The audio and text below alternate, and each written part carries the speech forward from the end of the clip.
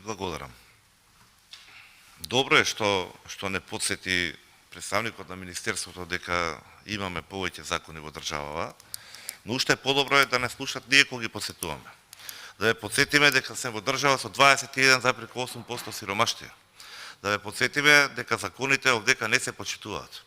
Да ве подсетиме дека прописите се газат.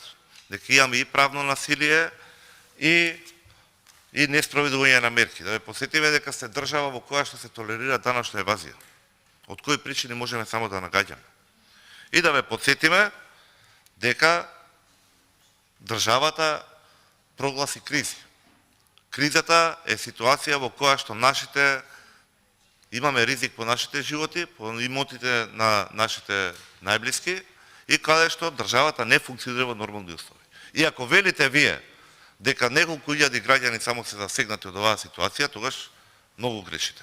Доколку мислите дека ќе успее владата да протне мачкање очи како помош за милиони евра, кои што на крајот од анализа да се сведуваат на не повеќе од 20 на милиони евра што ќе добијат определени категории на граѓани, се лажете.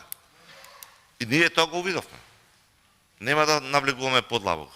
Еве, дозволете само вака концептуално да ви покажеме што се обидуваме сега да направиме. Од оваа дискусија до сега што имавме, присутна во собранието, сите констатираат дека помошта е недоволна. Од сите можни дискусии што ги имавме изминативе година дена, констатиравме дека нормалното живење на нашите граѓани е оттежнато. Во некои случаи малтене и невозможно. И конечно, дури од представниците на мнозинството кажаат дека има потреба од поголема помош. Ние се потрудивме тоа да го категоризираме и да видиме во кој опсегот каде што може да се зголеме на конкретни категории на граѓани. Не можеме да кажеме ние помагаме на самохраните родители, кога во самата дефиниција тоа не е доволно.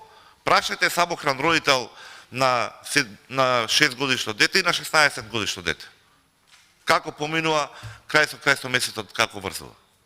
Дали потребите на детето во услови на криза, сега како што ги велиме, се исти на 6 годишно дете и на 16 годишно дете. Имавме прилика толку пред седмицава да присуствуваме на еден настан од парламентарниот институт и да имаме средба со средношколците во непосредна близина на собранието. Прашајте ги во какви услови живеат.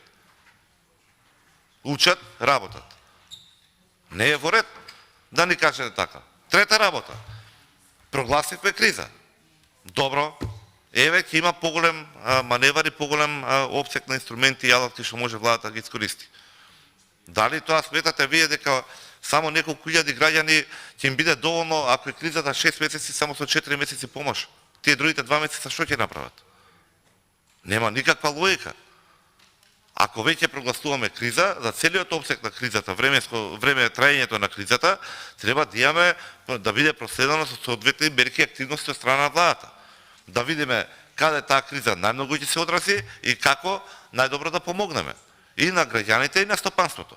Сега сте фокусирани на оние што се во најнезавидна ситуација.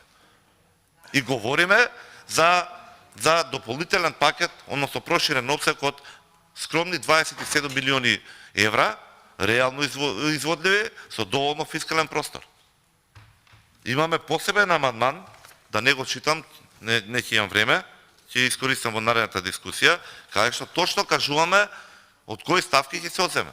И ја одговорно тврдам, исто така и со моите колеги, дека за голем дел од овие ставки при крај на годината повторно ќе добиеме одлука од истата влада да пренамена на средства. Бидејќи знаеме дека нема да искористени. Но до тогаш овие ранливи категории на граѓани кои што имаат очајнички потреба од ваква помош и како би имале бенефит, односно малку од малку да им биде олеснат животот. Тоа е доколку го слушаме она што ние сакаме да бидеме коректни и да излеземе како максимално конструктивни, како понудени решенија од кризата. Доколку се слуша владата, пари имаме колку сакаме. Парите не се проблем.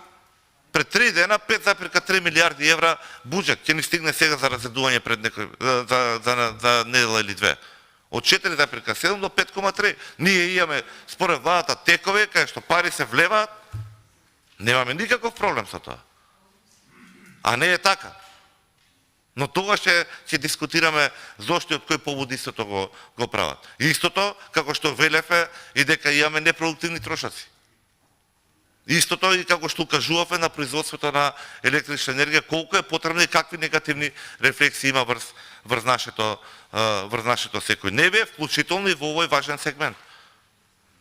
27 милиони евра, и тоа повторно некој се нафатил да види каде би се деловите кај што воопшто нема потреба да се направи, анализа да се изврши, бидејќи владата само си говори, а нема конкретни дела. До сега, ако навистина беше сконцентрирана за непродуктивните трошоци, имавме и одвишок од ова. Или пак ако имавме текови кај што приливот е толку со зголемена динамика, воопшто не би требало да дискутираме за 27 милиона евра, повторно ќе повторам, каде што е утврдена потребата се прошири опсегот. Не само од представниците на опозицијата, туку и од досегашните дискутанти на мнозинството. Ако сега се фаќаме за техникали, во ред. И тоа се изведува. Но дали има желба нешто да се направи? Ние сте во многу непријатна ситуација да бидеме во континуитет сведоци, особено во изминатиот период од неколку недели, каде што владата или представниците на мнозинството констатираат лоша појава, лоша состојба и притоа едноставно решаваат да не преземат ништо. Па како планираме да продолжиме натаму? Дали понатаму има потреба да поставуваме прашањето до кога ќе бидеме во оваа криза? Или зошто толку често меѓу граѓаните имаме прашање има ли крај на оваа криза, бидејќи само од криза во криза се влегува? Или се продолжуваат истите? Нема зрак надеж од тунелот што сме втурнати со оваа влада. И конечно, пак ќе се вратам на истото. Дали вие ќе стоите овде исто со истата целосна одговорност да тврдите дека нема лостов кој ќе дојде дарената пренамена на средства при крајот на декември? Дали смееме да ве прозиваме директно пред конкретните категории на граѓани кои што се обесправени ради вашето неосновано или недоволно јасно или недоволно квалитетно образложение, зашто се одбива овој амандман? Еве и за средношколците, ако е така, ќе провериме уште еднашка со колегите. Да го измениме и другиот закон. Имаме криза, каде што треба, имаме обврска да постапиме со конкретни мерки да им го лесниме животот на граѓаните, кога веќе им го загорчевте. Повеќе во следниот амандман ќе дискутирам. Ви благодарам.